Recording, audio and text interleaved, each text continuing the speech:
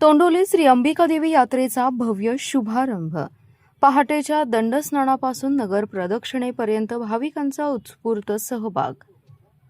सातारा सांगली जिल्ह्याच्या सीमेवर असणाऱ्या सांगली जिल्ह्यातील कडेगाव तालुक्यातील तोंडोली येथे श्री अंबिकादेवीच्या पारंपरिक यात्रेला आज पहाटेपासून सुरुवात झाली आहे. निसर्गरम्य वातावरणात त्रिवेणी ओढ्याच्या संगमावर वसलेल्या या जागृत तीर्थक्षेत्रात भाविकांची मोठी गर्दी उसळली आहे. हिरव्यागार झाडीत वसलेले अंबिका मंदिर विद्युत रोषणाईने उजळून निघाले असून देवीच्या दर्शनासाठी पहाटेपासूनच रांगा लागल्या. यात्रेचा मुख्य दिवस आज असल्याने धार्मिक विधींना विशेष महत्त्व देण्यात आले. पहाटे 3 ते 5:30 या वेळेत भाविकांनी दंडस्नान करून यात्रेची सुरुवात केली. त्यानंतर 4:30 वाजता महाअभिषेक, 5:30 वाजता देवीचा पोशाख आणि 7:15 वाजता मंत्रोच्चारात महाआरती संपन्न झाली.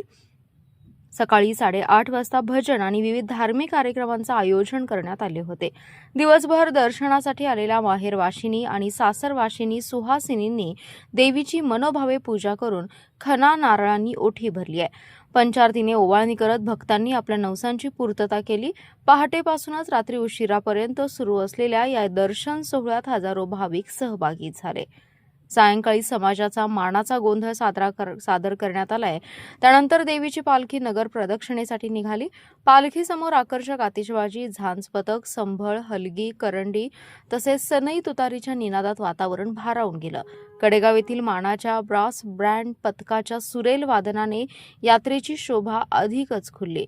यात्रेनिमित्त विविध सांस्कृतिक कार्यक्रमांचंही आयोजन करण्यात आले असून रात्री बहारदार लावणी सादरीकरणाने कार्यक्रमाची सांगता होणार आहे. अंबिका यात्रा कमिटी, ग्रामपंचायत तोंडोली, ग्रामविकास मंडळ तसेच जय अंबिका सेवा मंडळ ट्रस्ट यांच्या संयुक्त विद्यमाने हा उत्सव पार पडत आहे.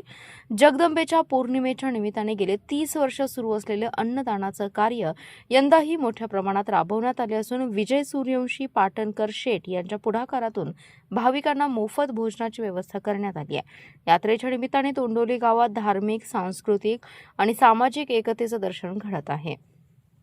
Special report power Marathi news. आपला जिल्हा, आपली power. Power Marathi news network. एकच नजर, चौफेर खबर.